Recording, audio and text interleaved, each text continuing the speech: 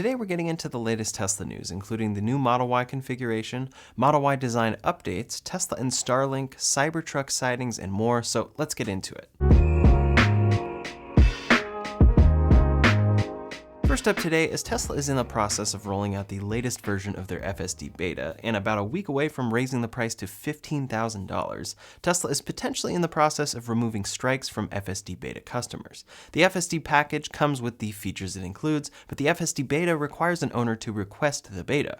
There are around 100,000 people in the beta program currently, but Tesla is very strict with driver monitoring since it is beta software. If you don't pay enough attention, you will receive a strike. Originally, beta holders were notified via email, and they were given a total of 3 strikes before losing their beta access. Now this has been increased to 5 strikes, and the notification shows on screen. The warning that pops up says, telemetry from your vehicle indicates improper use of FSD beta. Keep your hands on the wheel and remain attentive at all times. FSD beta will no longer operate if autopilot disables 2 additional times. Of course, the number updates after each strike, and once your beta is disabled, there is no way to get it back. A friend of mine had his beta disabled, and the message at that point says, FSD beta has been temporarily removed due to continued improper use. The feature may be restored with an upcoming software release. There has been no restoration with software releases, and this has left many people disappointed since the strikes can sometimes be pretty easy to get. Now, according to Elon Musk, a reset of these strikes is coming, giving the beta back to many people who lost it. When asked, reset strikes on FSD beta, Elon, please? Elon said, coming. Then when asked about it further, Elon said, hopefully this week. That would likely coincide with software version 10.69.1. This is an important move for Tesla since safety is of course a priority, but with them raising the price of FSD, it'll be important that if you lose the beta, you are able to get it back. We should see a variety of people regain their beta access sometime this week if all goes according to plan.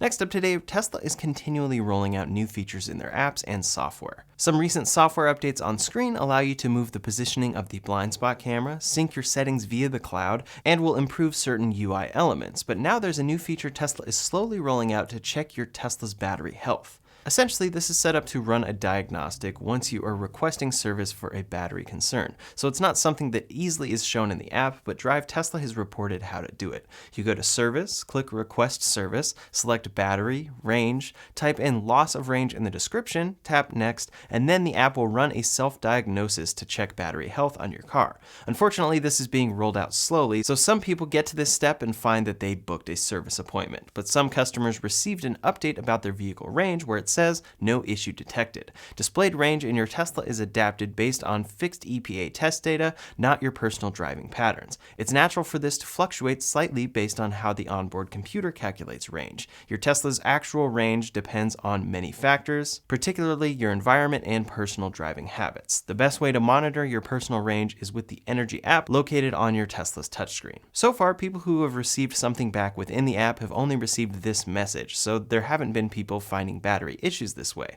Also, as some are reporting, instead of getting this message, they are simply asked to schedule a service appointment. That could mean that there was an issue that service will look at, or that it is rolling out gradually. I tried it and my only option was to schedule service. Likely this is Tesla responding to many concerned customers wondering why they are getting less real-world range than the EPA calculates, and they are trying to eliminate some unnecessary appointments. Either way, I'd love to see this expand and be easier for customers to see. Regularly checking up on battery health would add peace of mind for many customers. Next up today, Tesla is launching another Model Y configuration. This time it's a rear-wheel drive standard range model expanding to Europe. Tesla briefly shipped this model in the United States, but ended up discontinuing it because Elon Musk didn't feel it was up to Tesla's standard of excellence with its low range. He apparently sees 250 miles as a minimum, but it appears that he only feels that way for the US. Tesla has had success shipping this configuration in China, and now orders have opened for it in Europe. The WLTP range is listed at 455 kilometers or 283 miles. It has a top speed of 217 kilometers per hour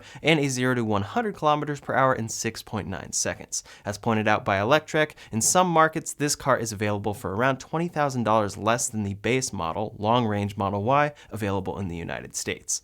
As for the timeline, Tesla lists this new configuration as available in Europe from December 2022 to February of 2023. It's unclear at this point where it will be built. It could be a new configuration configuration shipping out of Giga Berlin, or it could be coming out of Giga Shanghai, where they have been building it for some time. There have been rumors that Tesla will be receiving blade batteries from BYDs supplied to Giga Berlin, so these could be involved with that updated configuration, but that doesn't seem too likely. Anything is possible though, and Giga Berlin is said to be ramping up very well lately. It's very exciting to see this being added to another country, and it's another case that will make people wonder where the standard range Model Y is in the US. First, I think Tesla is production constrained and would rather sell the more expensive long-range Model Y. However, with Giga Texas ramping, Tesla has shipped a handful of standard range Model Ys using their own 4680 cells. It'll be interesting to see if they end up offering that configuration as the US standard range option, or if they end up going for a rear-wheel drive standard range Model Y as they are now shipping in Europe. Time will tell, and a lot of it is dependent on Giga Texas ramping up successfully.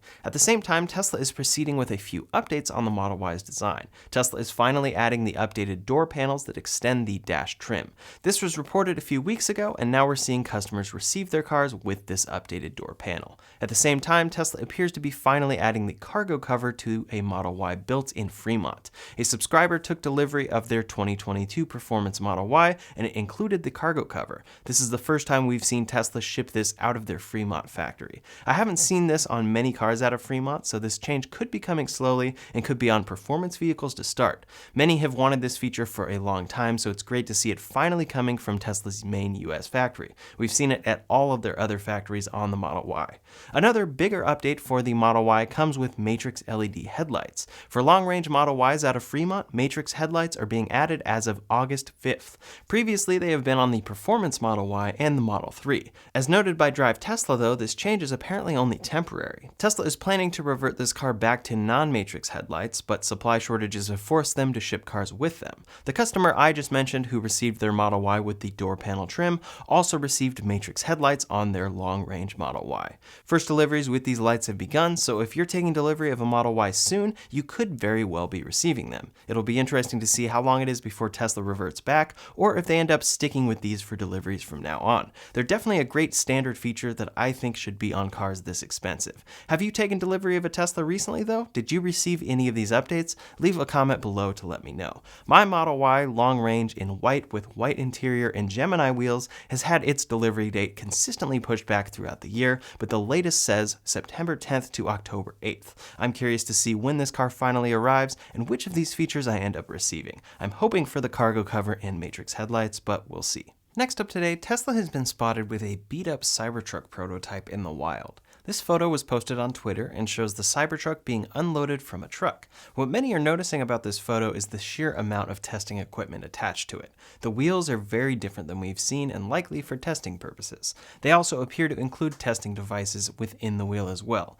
The front has multiple cameras of some sort attached to it. It has the side mirrors, giant windshield wiper, and does not include any door handles, so it's the updated prototype.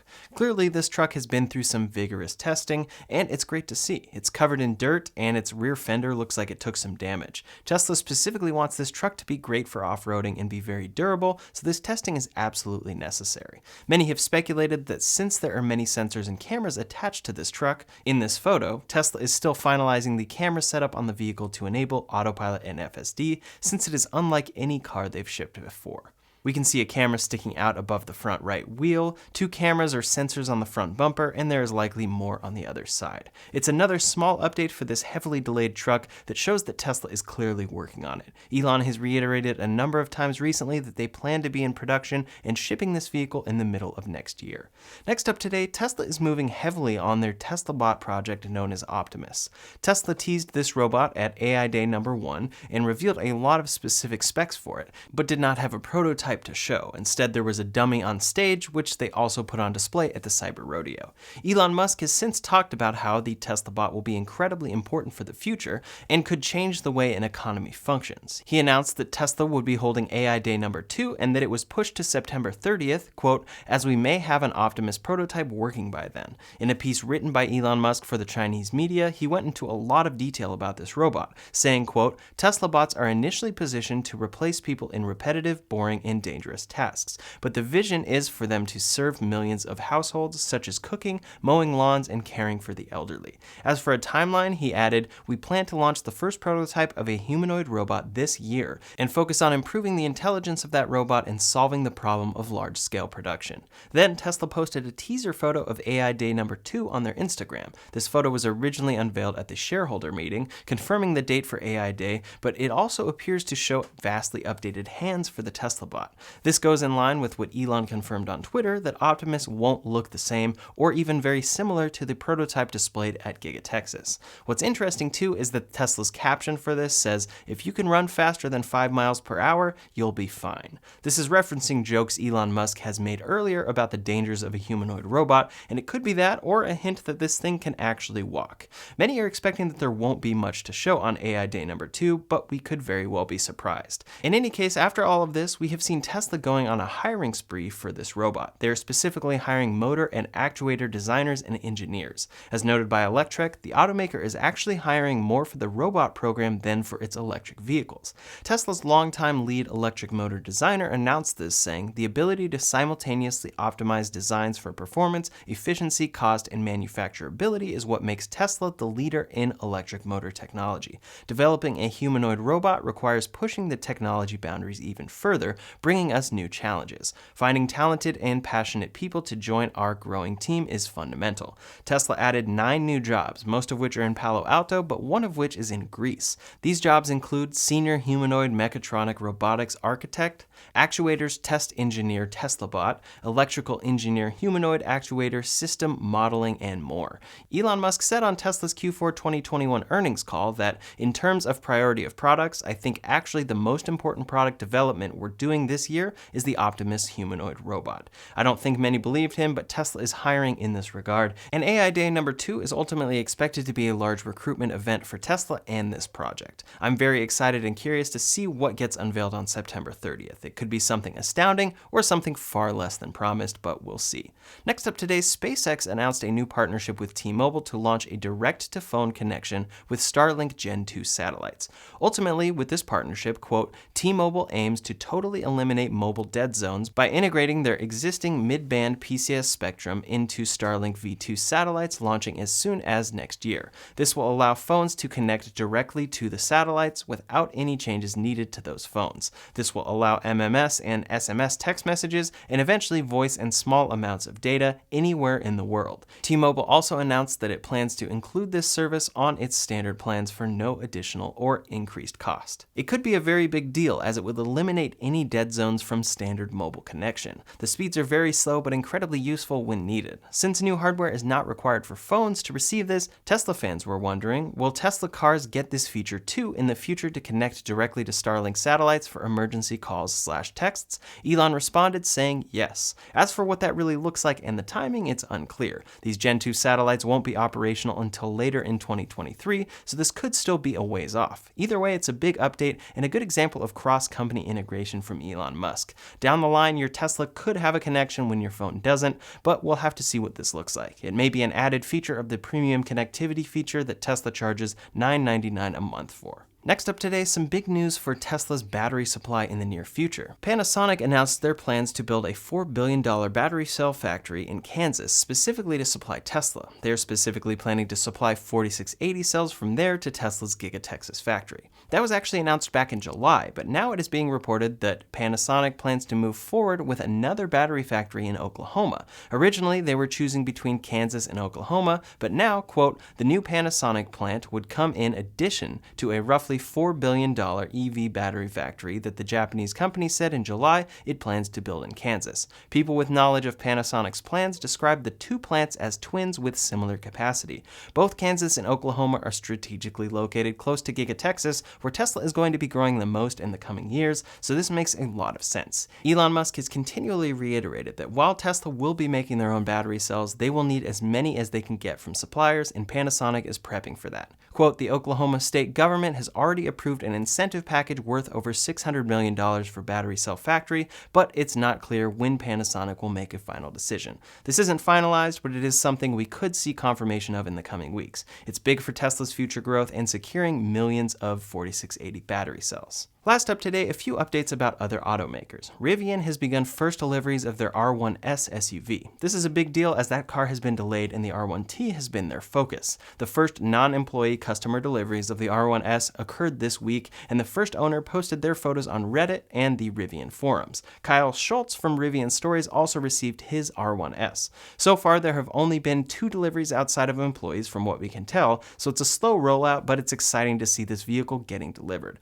It's expected to be very popular and has received great reviews, so I'm very happy to see this finally getting in customers' hands. Over at Honda, they have struck up a new deal with LG Energy Solutions to build a $4.4 billion US battery factory to supply their EVs. The location hasn't been announced yet, but they plan to begin construction in early 2023 to prepare for mass production by the end of 2025.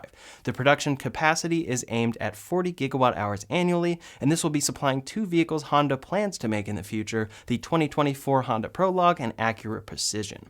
Over at Ford, they are in the process of scaling the F-150 Lightning and reopening orders for the Mach-E, but they are working on another electric truck. According to Automotive News, they are working on a secret electric truck to go on sale in 2025. Reportedly, it will feature an all-new nameplate and not be an electric version of a previously released truck. Quote, "While details are scarce, it could be a distinctively styled full-size pickup under the F-Series umbrella that would be marketed more toward retail buyers, while the traditional Lightning made in Michigan would be focused on commercial sales." Ford has hinted at electric versions of the Bronco and Maverick, but for the time being, those aren't being introduced. I'm really curious to see this truck, and likely it will feature better efficiency and electric vehicle features if it's built from the ground up as an electric vehicle. 2025 is still a ways off, though. That's all the latest Tesla news for today, so in the meantime, if you want to see the latest for potential Tesla price increases, you can check out that video linked up here or in the description below. Thanks so much for watching, and I'll see you on the next one.